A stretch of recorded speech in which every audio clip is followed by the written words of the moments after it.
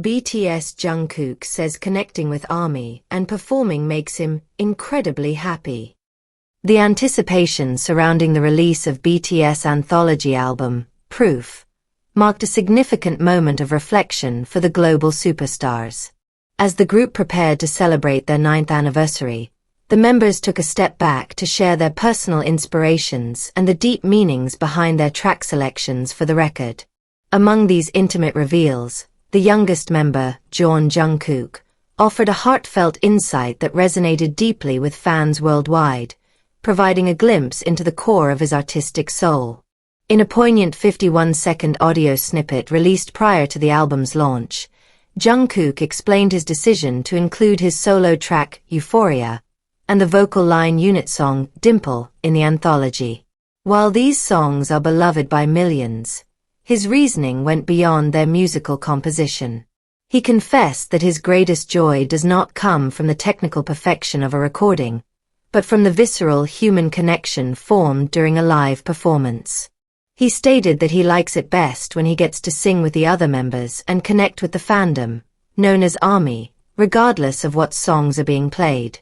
For Jungkook, the stage is not just a workplace, it is the landscape of his dreams. He expressed that even after years of global dominance, he still finds his deepest happiness in singing and dancing, specifically citing the roar from the audience as a source of incredible joy. He described a symbiotic relationship where his happiness is derived from seeing the happiness of his fans. Me happily making music while watching ARMY and your smile as you watch me. These are my proofs, he declared. This sentiment arrived just ahead of the release of Proof, a 3-CD collection that promised to chronicle the group's history with unreleased demos, greatest hits, and new tracks like Yet to Come. However, to truly understand why the sound of a roaring crowd means so much to Jeon Jungkook, to understand why he calls that connection his proof, one must look past the sold-out stadiums and the platinum records. One must look back to the silence from which he came, and the terrified 15-year-old boy who once hid in the shadows, unsure if he would ever find his voice. The story of Jungkook is often romanticized through the nickname Golden Mogne, a title suggesting he was born with an effortless ability to do everything perfectly. The world sees the pop titan who can sing, dance, rap, paint, and film with equal mastery.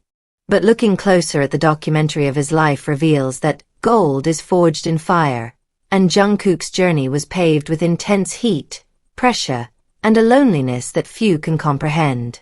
Born in Busan, Jungkook was a child of quiet wonder.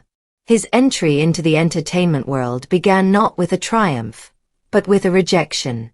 He auditioned for the talent show Superstar K in his early teens, hoping to make a mark. He was eliminated. He did not win. Yet, in a twist of fate, his raw potential caught the eyes of multiple entertainment agencies who saw something in his eyes. He received offers from 7 different companies, some of them much larger and more established than the small, struggling agency he eventually chose. He chose Big Hit Entertainment not for fame or money, but because he was mesmerized by the charisma of a rapper named RM. It was a decision made with the pure, trusting heart of a child, a decision that would require him to leave everything he knew behind. Leaving Busan for Seoul at the tender age of 15 was a severing of his childhood.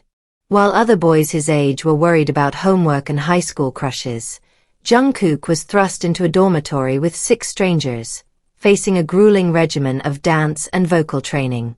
Industry sources and interviews with the agency's founder Bang Si-hyuk have revealed a heartbreaking detail about those early days. Jungkook was paralyzed by shyness. When asked to sing in front of others, he would twist his body, hide his face, and sometimes even cry. He was terrified of judgment, shrinking away from the very spotlight he had traveled so far to find. The transition from a shy boy to a trainee was marked by a profound sense of isolation. He missed his parents. He missed the comfort of his home. Verified accounts from his bandmates describe nights where the young Jungkook would cry in the shower to mask the sound of his sobbing, not wanting to burden his older Hyungs with his homesickness. He was the baby of the group, and while the older members did their best to raise him, the gap in age and experience meant that Jungkook often had to navigate his internal emotional turbulence alone.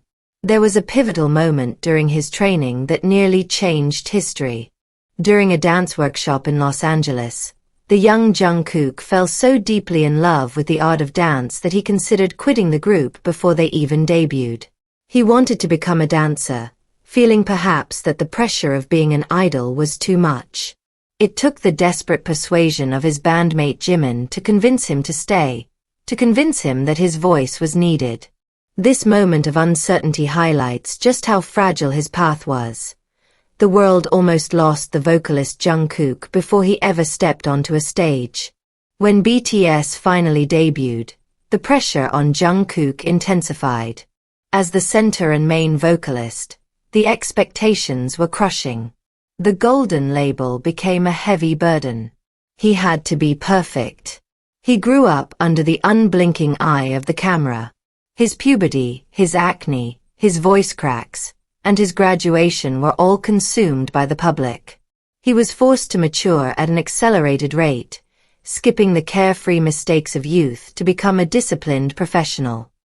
He did not have the luxury of an ordinary adolescence. But the deepest struggle for Jungkook was never about the physical exhaustion or the lack of sleep. It was his overwhelming empathy. In his solo track Begin, he confessed a truth that defines his character. He sang that he could endure his own hardships, but seeing his brothers in pain was what made him feel like he was dying. He was an emotional sponge, absorbing the stress and anxiety of the 6 men who raised him. He carried their sadness as if it were his own, often hiding his own struggles to be the strong, reliable youngest member. As the group's fame skyrocketed, Jungkook faced a new, silent enemy, the feeling of inadequacy. Despite the broken records and the adoring millions, he battled a persistent imposter syndrome. In various docu-series released by the group, he has been seen pushing himself to the point of physical collapse.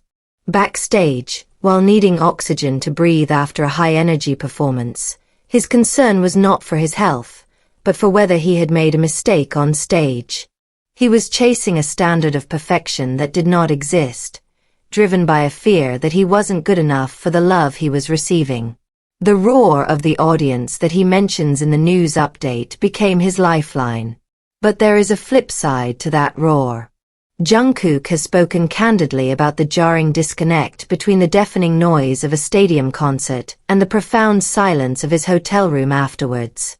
To go from being worshipped by 50,000 people to sitting alone in a quiet room is a psychological whiplash that can induce deep loneliness and insomnia. He spent many nights awake, wrestling with his thoughts, wondering if the person the fans loved was the real him or just the idol on the stage. Yet, through the burnout and the doubts, Jungkook held on to his proof, the fans. His love for ARMY is not a marketing strategy. It is a desperate, beautiful tether. He famously tattooed the fandom's name on his hand so he would never forget who lifted him up. He released songs like Still With You for free, a promise that no matter how dark the path became, he would remain by their side. This context transforms his statement about connecting into something deeply emotional. When Jungkook says he is incredibly happy to hear the crowd, he is saying that the sacrifice was worth it. He is saying that the lost childhood, the tears in the shower, the physical pain, and the lonely nights were the price he willingly paid for that moment of connection. The respect that Jungkook commands today goes far beyond his ability to hit a high note. It is a respect for his humility. Despite being one of the most famous individuals on the planet, verified stories from staff and industry workers consistently describe him as the one who stays behind to help clean up, the one who bows 90 degrees to everyone from the director to the security guard. He has refused to let the fame corrode his humanity. He remains the boy who wears his heart on his sleeve, the artist who treats every performance as if it is his last because he remembers what it felt like to have nothing. As we look at Jeon Jungkook today, performing with a confidence that shakes the earth, we must remember the journey. We must remember the 15-year-old who was too shy to sing. We must remember the sacrifices he made in the shadows so he could shine in the light.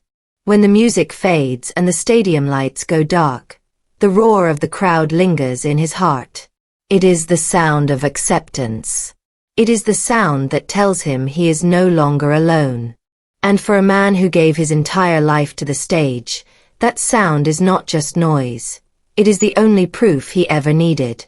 The world respects him not just for the gold he wears, but for the golden heart he has protected through the fire.